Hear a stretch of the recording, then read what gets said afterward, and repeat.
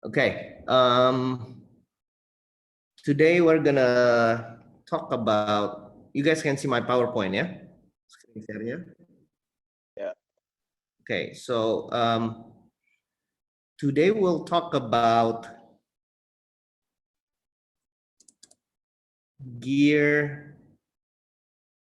compound gear ratio and planetary gear ratio. Okay. So remember, we talk about compound gear train, something like this. Okay, so in compound gears, because these are kinematic stuff, many times they do not start at 1. They call this gear 2, 3, 4, and 5. I know it's a bit weird, but I believe because in kinematics, we always use body 1 as the ground. Okay, so these are all on bearings, as you can see, yeah? Where you see an X, okay, where you see an X, those are bearings. How many bearings in a shaft? Always 2. Okay, we always have 2 bearings exactly. Yeah, sorry. Okay, so the intermediate shaft, you see there are 1, 2 bearing supports. The output shaft here have 1 and 2 bearing support. In this case, the input shaft most likely is here and the output shaft here. Now the middle one is called the intermediate shaft, okay, or an idler shaft. The gear goes from small to big, right? So what kind of reduction or increase do we have here? What is the torque speed relationship? Can anyone answer? Increase the torque, correct. And the velocity decrease, right? Many times this is called a gear reducer or gearbox reducer. When they say reducer, it means you reduce the speed. Torque is increased. Again, many times this is the case because electric motors are typically high RPM. They are good with high RPM.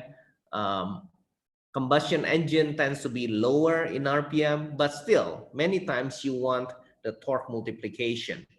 I cannot think off the top of my head right now what velocity multiplication application would be.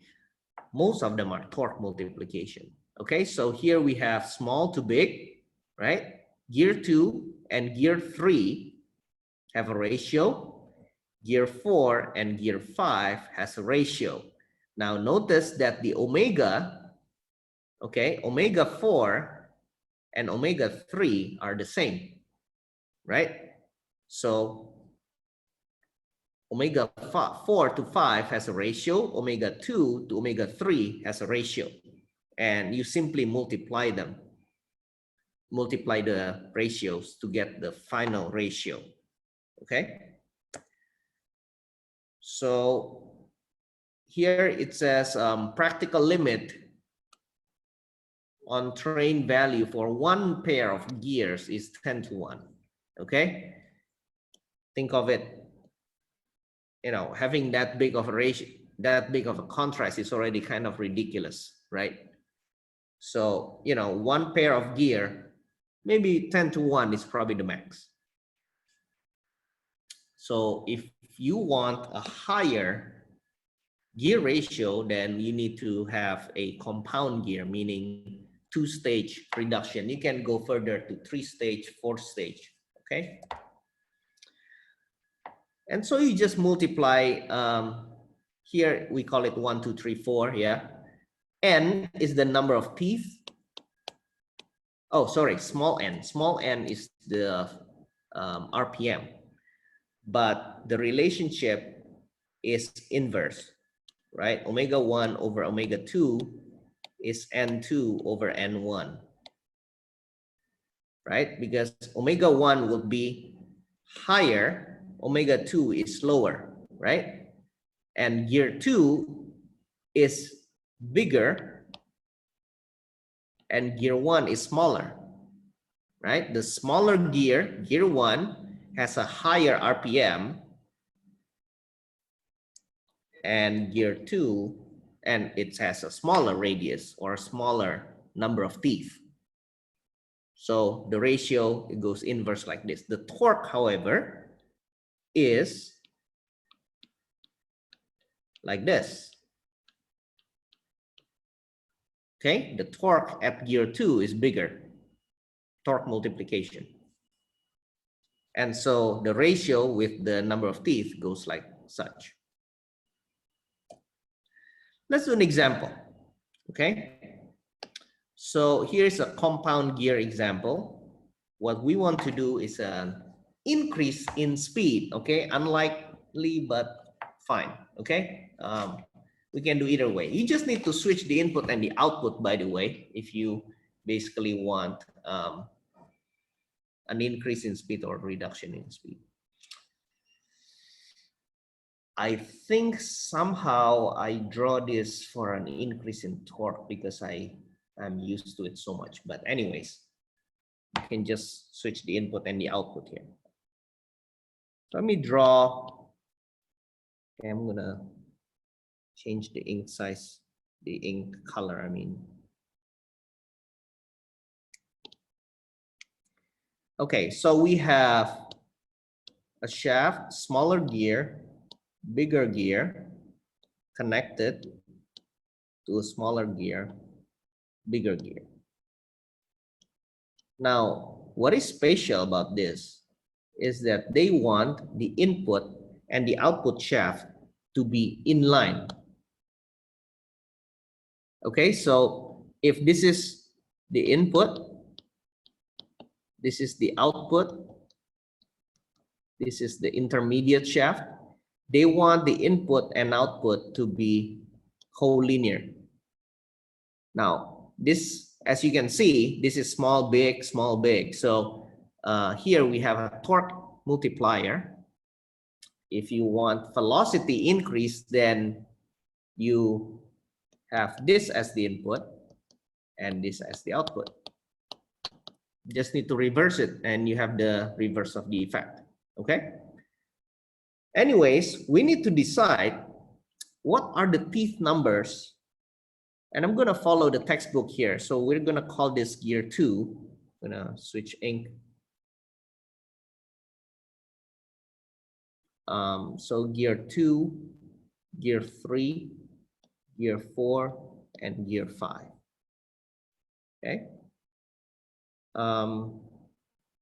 Let's see what the other requirement will be. Other than being in line, we want it exactly 30:1. So final ratio has to be 30:1. Okay, we're gonna say this is E. So E is N3 over N2,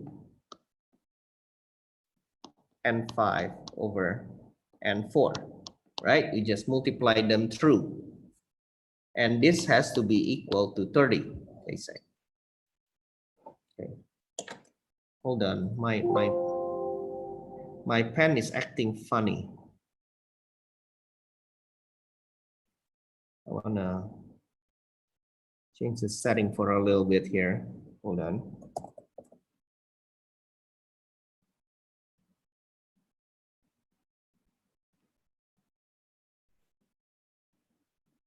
Okay.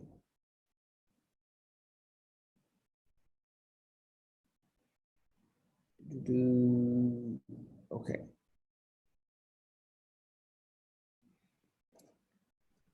So we want the final ratio to be 30. We can accomplish this in so many ways, right?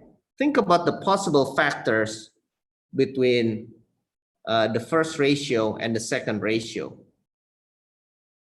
right? There are so many ways of accomplishing this. I can do 1 multiplied by 30, right? I can do 2 times 15. What else? 5, 6. 5, 6, right? 310. 310, 5, 6, and then 6, 5, and so forth, right? Read the problem again. Here we are given another goal, yet another goal, while minimizing the overall gearbox size. Okay. So how does that guide our choices here among And the closest one. Kenapa? Cari yang paling dekat angkanya. Kenapa? Kenapa yang paling dekat itu makin kecil? Karena ukurannya mungkin sama Pak Giri. Jadi kan dibilang di align kan input output ya Pak. Mungkin bisa jadi paling itu Pak, simple Pak bentuknya. Karena kalau pakai yang rasio selisih jauh nanti jarak antar input output juga terlalu jauh kalau mau dibikin. Yeah.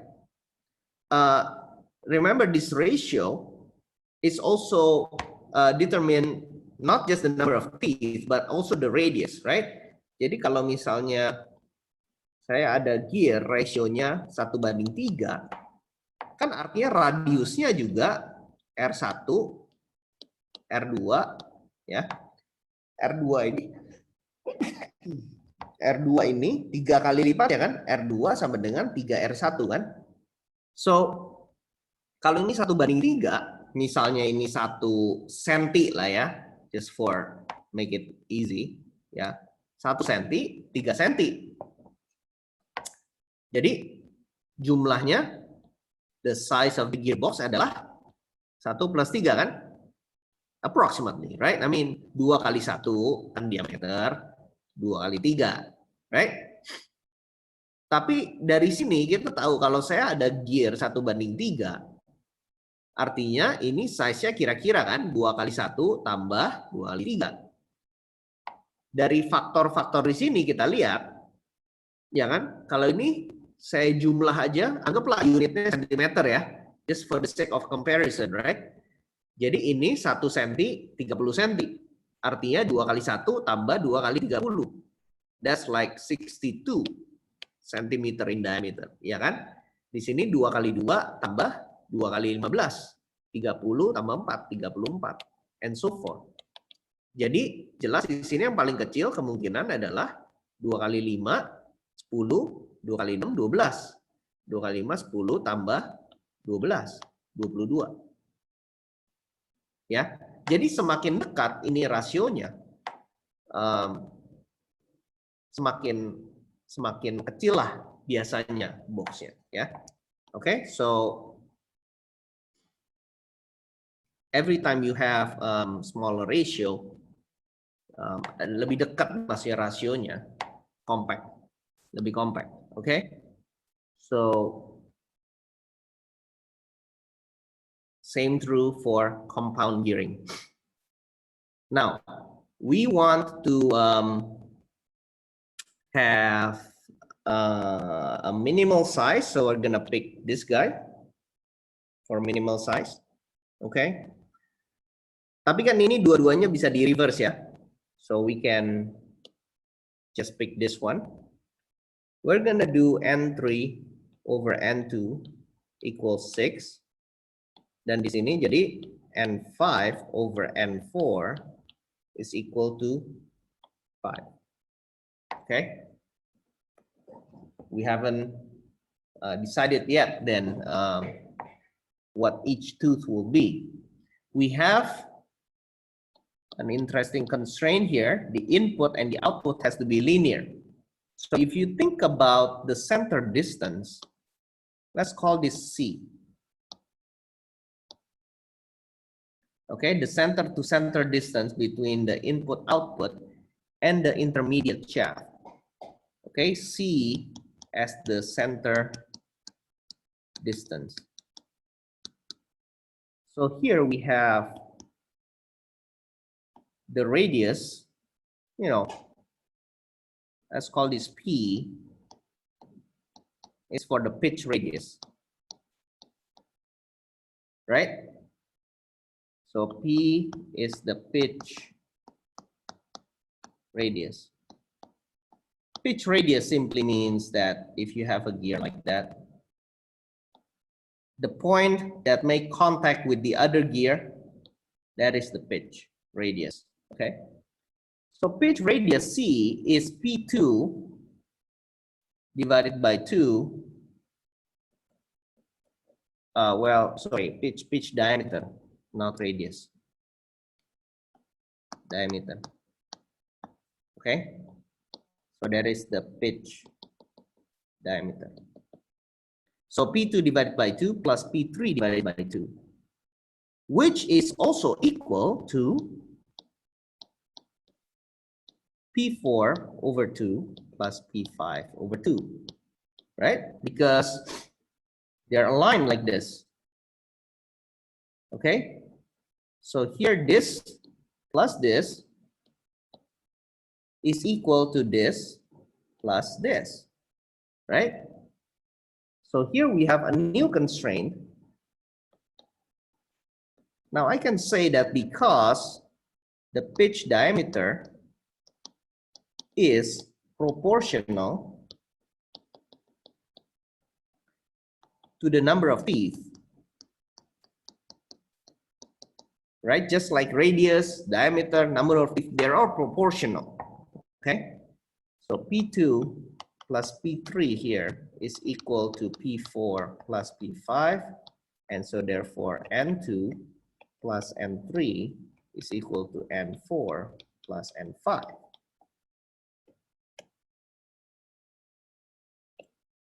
Okay, we're getting somewhere, right? We have more constraints. Not enough though. How many unknowns do we have here? 4. Got 4, so we need 4 equations. Unfortunately, we don't have any more equations. So what we have to do is we're gonna just select one, okay, and then determine the other. But you know, ideally, we want everything to be small. So what am I gonna do with the selection? Well, I'm gonna pick the smallest number possible. However, that's probably not a good idea because you have what is called gear interference. Where is my other slide for gear interference? Ah, okay. So I cannot erase my own ink. Just gonna clear this.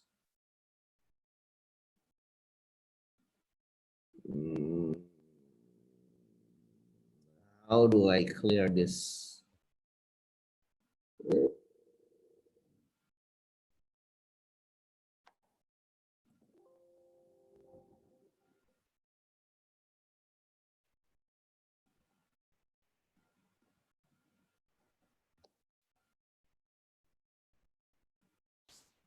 How do I clear the ink?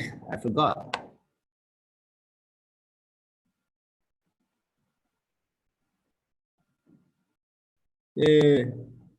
Eraser.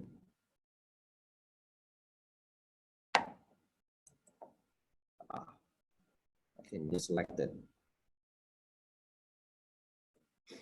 Okay. Here is gear interference, right? Gear interference tells me that I cannot just select the smallest number of teeth that I want.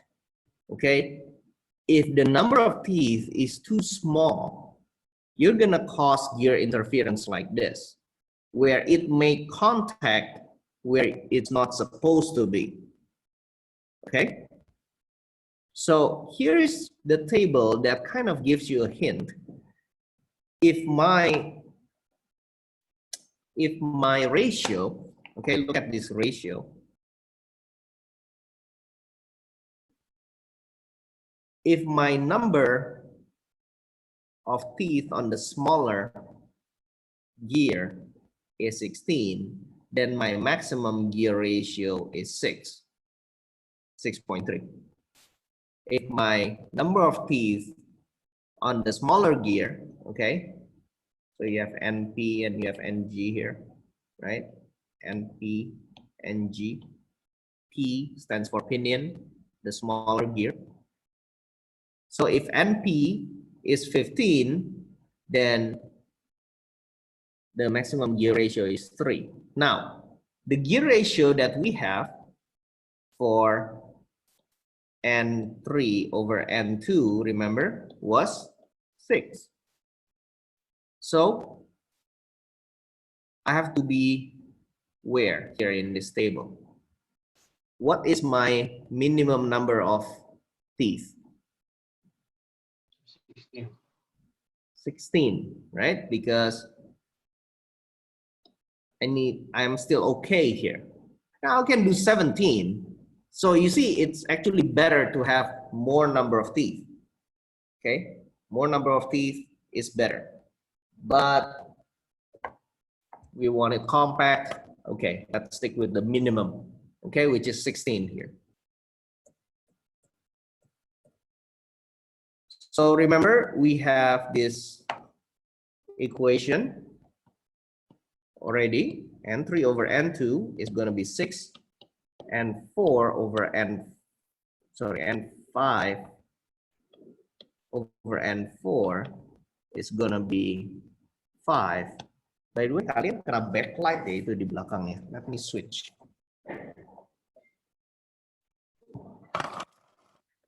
And it's probably better. Okay. So one more. N2 plus N3 has to equal N4 plus N5. Now, we said because of the gear interference requirement, minimum number of teeth is 16. Okay? Which one between N3, N2, N5, and N4 is going to be 16? Any ideas? Which one of them is going to be 16 then? N3. N3, okay, if N3 is 16, what is N2?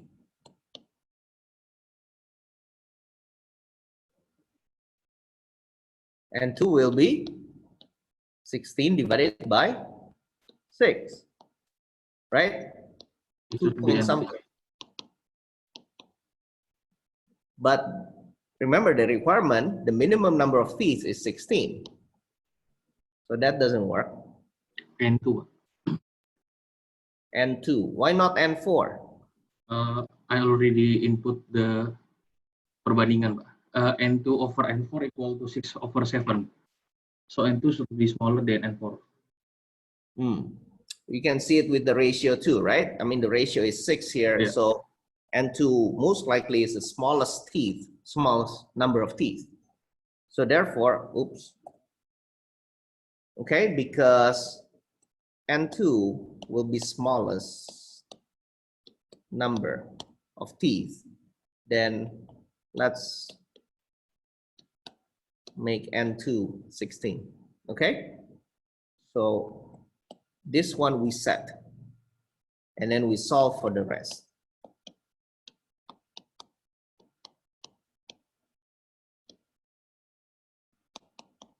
Okay, this is just algebra.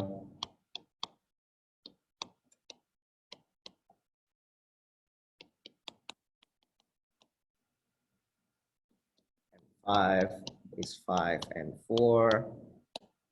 These two solve, then gives you N4 plus 5 and 4 equals 112.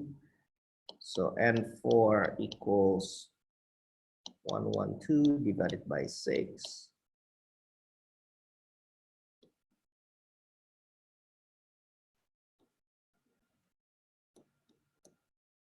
We got 18.67.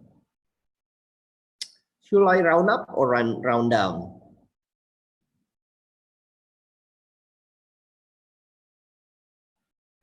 Gimana? Should I round up or round down? Round up. nggak boleh. Nanti nggak exact 30. Ya. Kalau saya round up or round down, Nggak bakal 30. nggak bakal 30. Man, this is annoying, right? What do we gotta do? This guy is not Cari angka yang an integer. Kenapa? dicari sampai angka yang bulat tuh. Iya, dicari sampai ketemu yang bulat ya. So this is will N2-nya 18 kayak bisa, Pak. result in non-exact final ratio. A problem. N2-nya 18, Pak. Dapat, Pak. Okay, how did you accomplish that? I find the comparison between N2 and N4. Because N2 is the smallest, so I just need to find the closest number to 16. In this case, N2 over N4 is 6 over 7. So the closest number of 6 times 3, 18. Okay, what you essentially are doing is finding the smallest multiple, right? Seperti kelipatan sekutuan terkecil kan, something like that. Now, so you can try one by one, but that's less efficient, right? You can do 17, 18, etc., but that's less efficient. What we can do to find this smallest multiple, we can just use N2 equals 1, right? If you plug in N2 equals 1, N3 is 6. Now, this is not the final answer, but we're trying to find the multiples, right? If N2 equals 1, the smallest integer, N3 is 6, and therefore N4 is 7 over 6. Looking at this, then I know that if I make N2 multiples of 6, will work. So any multiple of 6 for N2,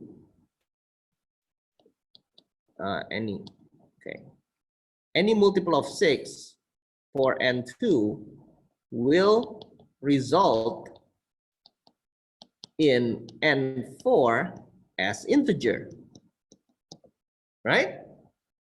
And N5 will be an integer because N5 is simply 4 N2, right? So 4 N4, right? We had this, okay? So N5 is not going to be a problem if N4 is already an integer. Okay, so 17, 18, 19, 20, right? Multiple of 6. There's our guy. So N2 equals 18. This is a multiple of 6. And it's going to work. Okay, we can solve N3, 6 times 18, which is 108. N4 is 18 plus 108 divided by 6. Let me do one by one. I'm too lazy. Okay, so N5, 4 and 4. This is 21. This is 5 and 4, so 105. 105. Yep, awesome. Now we have all integers. Gonna do a quick check here, E. Okay, so just a quick check. E, the final ratio then is 108 divided by 18, 105, 21, 6 times 5, 30. Okay. Any questions so far?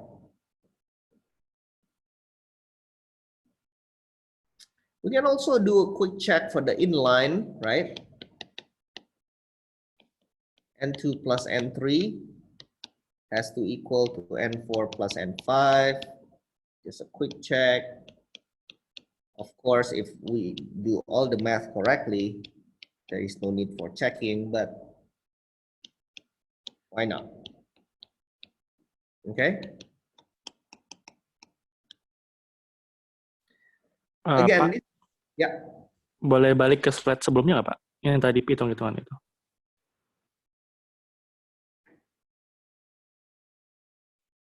Okay, any questions? Pak, saya mau nanya dong, Pak, itu 7/6 itu dari mana ya, Pak? Kalau kita solve dari sini, kalau kita ikutin solution di sini, N2 plus N3, itu kan 7. Ya kan? N4 plus N5. Lalu N5 sama dengan 5N4 kan? Itu kan dari rasio yang satunya. Saya masukin ke sini, jadi N4 plus 5N4. Jadi 6. So, 7/6. Are you following or? Iya, Pak, ya. Yeah, basically I run the same algebra, and you will end up with 7/6. Any other questions?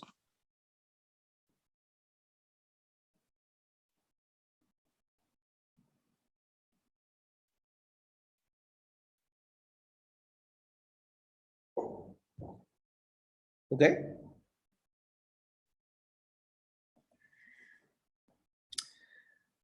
So that's, yeah, interference. Interference will determine your smallest number of teeth. So the table is different, is important. Anything above this is basically okay, right? So if you have spur gear above 17, you'll be good.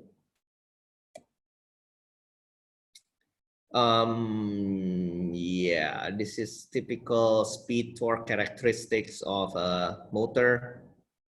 Why do I have this here? No. Is a chart for a different pressure angle. Okay, so depending on the pressure angle,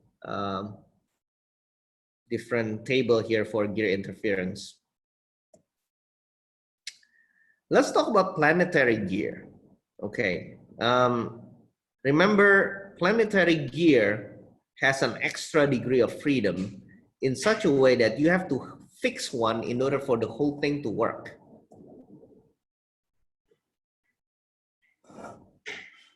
Let's replay the video. Udah seminggu, mungkin udah lupa. Okay. Okay, so let's resume.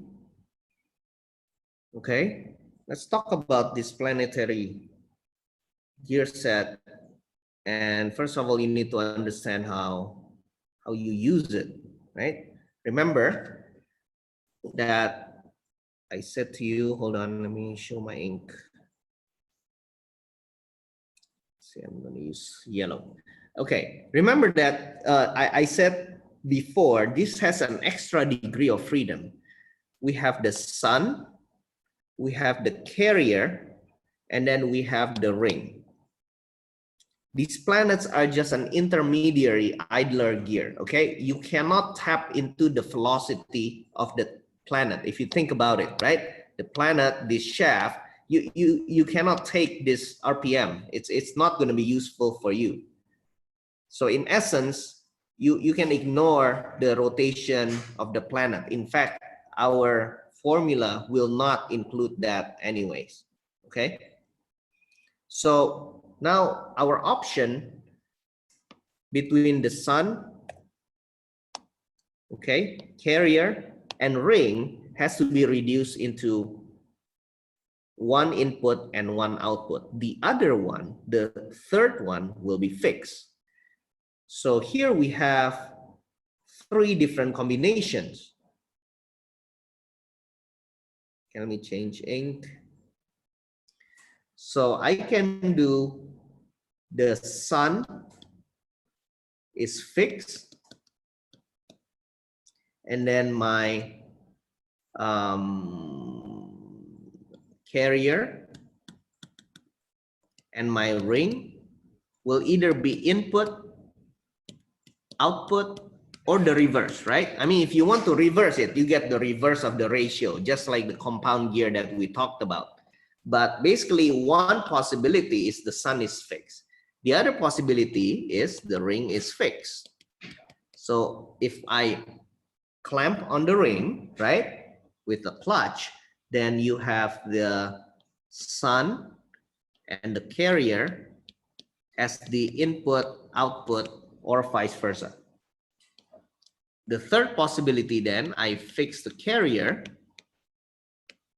fixed, then I have the sun and the ring as the input and output, or again, the other way around, okay? So 3 different modes will give you 3 different ratios.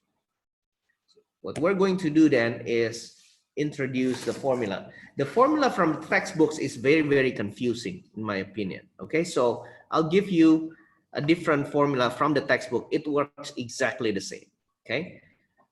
There are 2 formulas for planetary gear sets. First, there is a constraint that needs to be fulfilled. So between the ring gear, the planetary, and the sun gear has to have this relationship. NR equals 2NP plus NS, okay? The planet, again, will not have an omega that is useful to us, but it is part of the geometry, right? So if you're constructing a set like this, then the number of teeth has to correspond to this constraint. That's what I'm saying. Or in other words, if in a problem, you're not given the whole thing, say I give you the number of teeth for the ring and the sun, and I do not give you the number of teeth for the planet, then you can calculate it using this constraint because it has to follow this geometrical requirement. Now, in order to correlate the RPM between the different gears, we're going to stick to this formula. Okay, these are not W, these are omega, okay? Omega is for the RPM. Notice that there are too many variables. I mean, you will see that if I want a ratio, I cannot just use the formula right off the bat. We have to understand which one is fixed, right? So remember, there are 3 different scenarios. The first one, okay, is the sun is fixed. N are the number of teeth, right? Omegas are the angular speed. If the sun is fixed, what is 0 in this equation?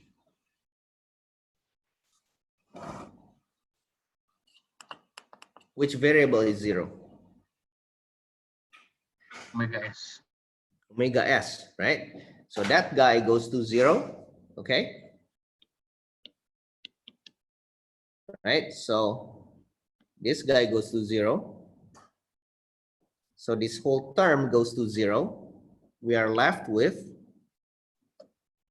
NR plus NS omega C equals NR times omega R. Remember, if the sun is fixed, then the ring and the carrier are the input and output. So let's say, you know, carrier is output, ring is input. Usually the ratio, we're going to do out over in, yeah? So omega C over omega R in this case. So in this arrangement, okay, omega C over omega R is equal to omega C divided by omega R is NR over NR plus NS. Okay.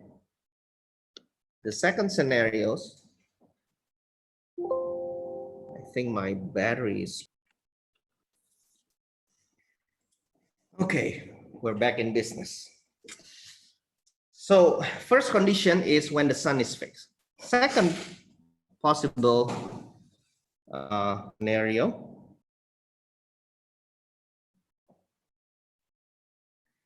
okay, is the ring is fixed. So if the ring is fixed, omega r is 0, right? That guy is 0. That whole term goes to 0. So we're left with NR plus NS times omega C equals NS omega S. Okay. Now, if, let's say, the sun is the input and the carrier is the output, then I want omega C over omega S equals NS over NR plus NS. Wait.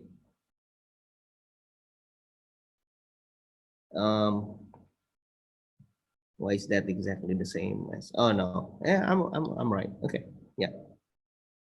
Kalau kamu mau kebalikan ya, the carrier is the input, the sun is the output. Just need to flip this guy. This guy is also flipped. Okay. Third situation, carrier is fixed. Then omega C goes to 0. This whole left term goes to 0. And so you're left with NR times omega R plus NS omega S equals 0. If I take the ratio, let's say the sun is the input, the ring is the output, omega R over omega S, okay, omega R will be omega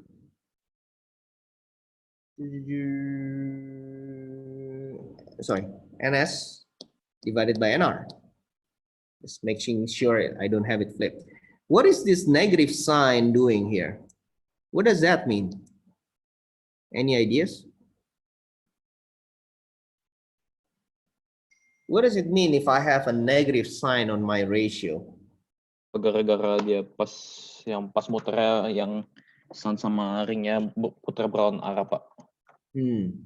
Exactly. Yeah, it's the opposite, right? If you have a input of 300 RPM di sini negative 600, for example, that's just going the reverse. That's all. Okay, so notice that when the carrier is fixed, it's a spatial situation. The ratio will be negative. That means it rotates in the opposite direction. Okay, so let's do an example. I have a few examples here. Let me insert an extra blank slide. Okay, so let's say the input is the sun. Okay, I give you that NS, the sun is 30, the planet is 10 teeth. Okay, so sun is 30 teeth, the planet has 10 teeth. Input is the sun, output is the carrier, and the ring is fixed. Now, get me the ratio between the sun and the carrier. Okay, so what is the ratio? First, we need to figure out this missing number of teeth, right? NR, based on the geometry, has to fulfill this 2 times 10 plus 30. So NR is 50. The ring has 50 teeth. That's just a geometrical requirement. because you see this arrangement, right? So you can have more than 3 planets, by the way, okay? But it is such that it has a geometrical relationship like this. That's why the formula always force you to have certain number of teeth. So because ring is fixed,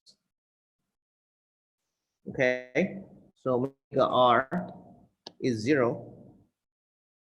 Our formula, remember, nr plus ns. I'm just going to rewrite it for this time. nr omega r, ns omega s. This whole term goes to 0. So omega c over omega s is ns divided by nr plus ns. So 30 divided by 50 plus 30, 0.375. Okay. So which one is rotating slower in this case? Omega c or omega s? Omega C. Omega c, because ratio is less than 1, right? This is 3/8 basically. So omega c is 3. If omega c is 3, omega s is 8. That's how you look at the math. All right. Of course, if you put omega s as the input, it's just 8 over 3 as the ratio. Okay, so in the quiz, I will not give you each individual scenario. I will give you this main formula. Okay, this is what will be given in the quiz. Okay, you will not be, you are responsible to know if the ring is fixed, then you set omega r to be 0. Or I might also ask you, you know, if I want such and such ratio, how do you come up with such combination? Okay, then you gotta kind of test, you know, which one do I fix, which one becomes the input and the output in order to achieve that ratio. That might be a possible problem too, right? So maybe I want the ratio between, you know, 1 to 3 to 1 to 4, for example, and rotate same direction. Find me the combination, right? Then you figure out which one you want to fix.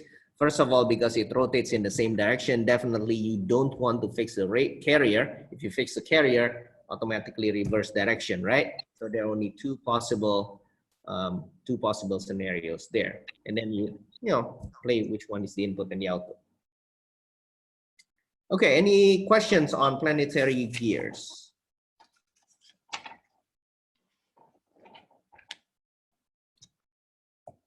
Oh, I have one more example, I guess.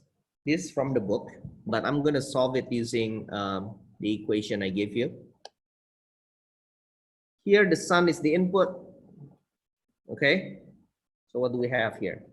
Omega s is 100 RPM.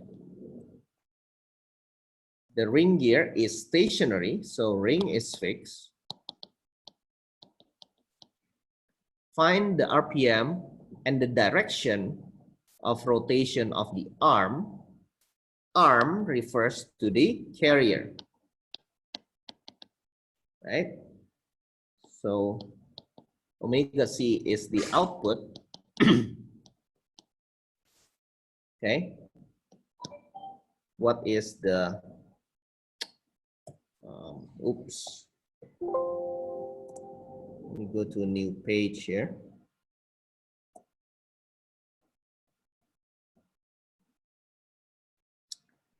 So NR is 80, right? It's all given here. 80, 30, and 20. Okay. This is all given in the diagram. So you can check. Of course, it will fulfill this. omega R is 0. Therefore, we have NR plus NS omega C,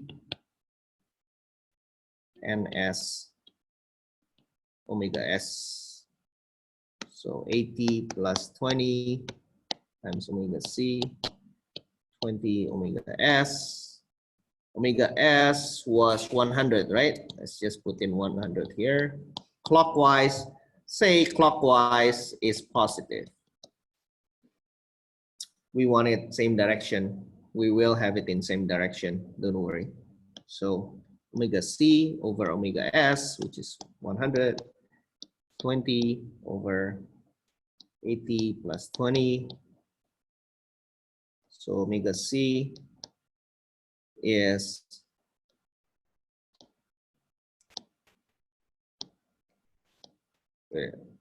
why does it not erase?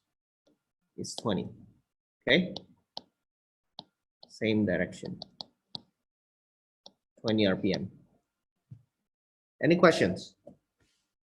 Pretty straightforward, right?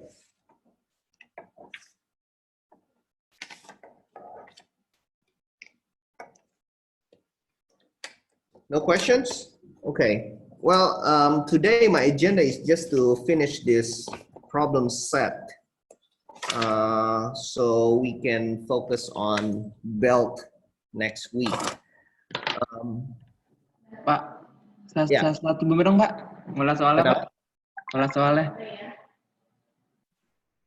Kelas sebelumnya Pak.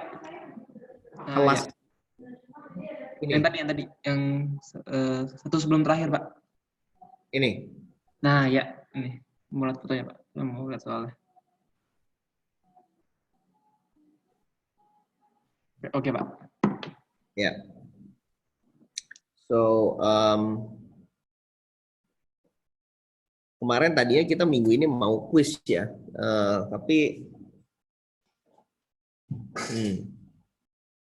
kita mau apa? Shaft sama rolling contact bearing ya. Ya Pak. Okay, so let's schedule for Friday morning. Kosong nggak? Kosong kan?